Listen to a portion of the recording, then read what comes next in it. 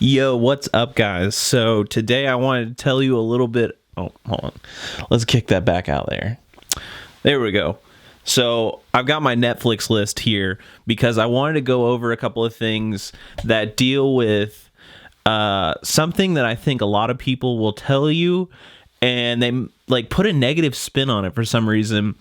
And I really don't know why, because I think that when you add this tip that I'm going to give you in with a positive spin, I think it could help you out.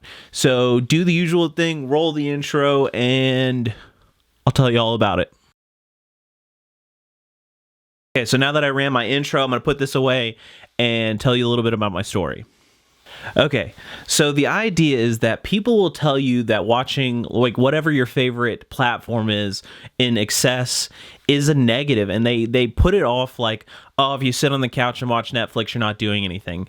And in some ways, maybe that's right. Like if you're putting something off to do that, maybe you are. Maybe you should be doing whatever the other thing is. But when it comes to photography and getting inspiration, Netflix, Hulu, Apple Plus, whoever, Disney Plus can all give you inspiration.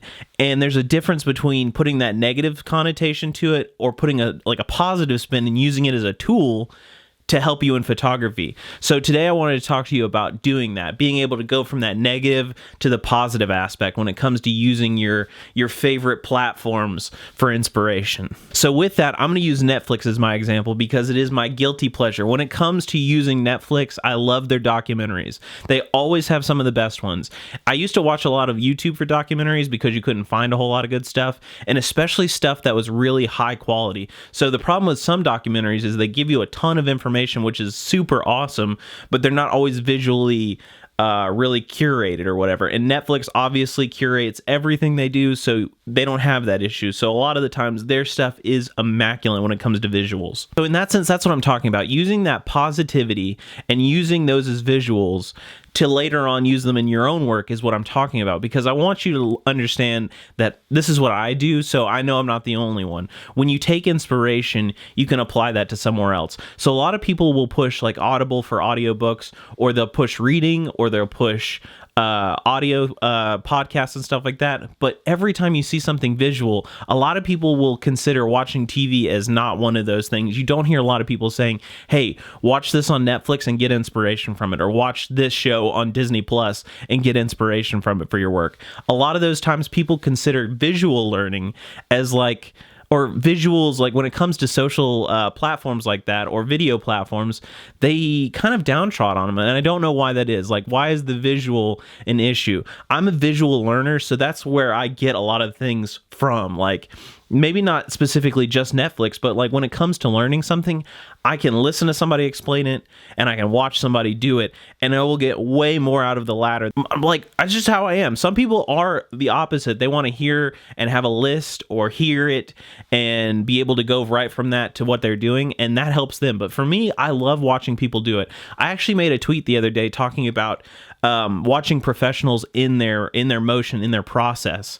And for me, it could be anything. The topic could be about cooking, for instance. I watched the Chef Show, which was Jon Favreau.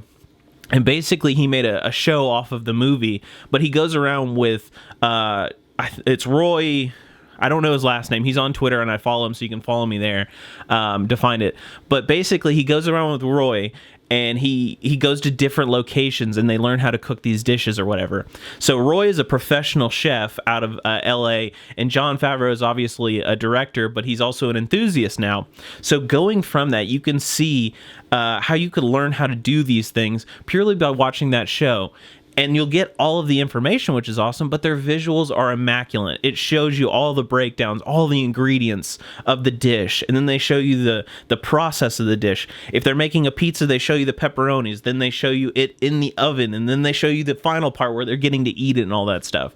So that is actually showing you the process, and in the meantime, you get to watch all of that happening, and you get all the information. So that's what I'm talking about, using the visuals and also the information as two kind of like pathways into building it into your own work. To build on that, I want to give you a 30-second class on what it took me 6 months to go through in college. When I was an undergrad, I took a film appreciation course, which was you had to take one thing or another in this little art category, and I ended up taking film appreciation. And it's a 6-month course, and they basically, in this course, showed you some older films, and then it wasn't about watching the films and enjoying just the film, but you had to watch it productively. So that's what I'm talking about a little bit differently, in the fact that you're not just watching it, to enjoy the content. You're watching how the camera moves, how the lighting is, how the actors are, how they directed it, all of these things.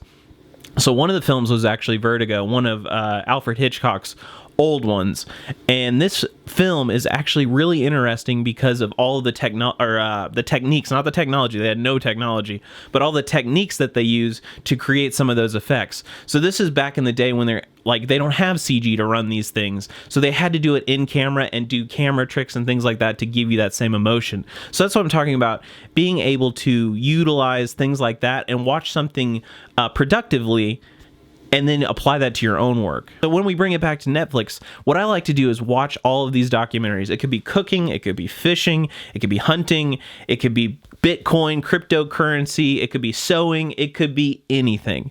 But if you're watching it productively and trying to get something from it, something visual for your photography, or maybe you're a video guy and that's what you want to do is make shots like that, watch these pieces productively. Don't just watch for the content, but watch how they're making the content. So notice camera angles, notice the shots they pick, and maybe some of the shots they left off. Or in your case, this could be something where, like, if you're doing product photography and you're kind of working on that, and it's hard to get some of those pieces of content, what you can do is actually think about things that weren't put in that maybe you would have. So this is a way to use that content productively. So don't let somebody tell you that just watching Netflix is a bad thing, or don't let somebody tell you that sitting on the couch and watching your favorite shows is a negative, because it's not. First of all, obviously these are things that we do to unwind, to relieve stress, but also they can be something that'll help you creatively. So don't let somebody preach to you about books and podcasts, which I love too,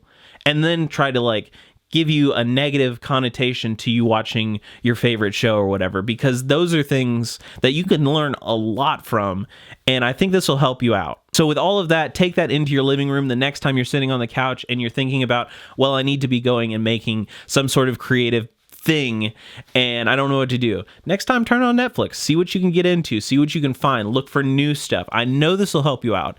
And if you want to help me out, I would love it if you'll smash that like button and let people know that you like it. It helps out a ton. This is a new channel, and I'm always trying to put out some good content for you guys when it comes to ideas about photos or ideas about whatever that will help you in photography. I'm a street photographer, so a lot of my content revolves around that because that's kind of my area of expertise, we'll say.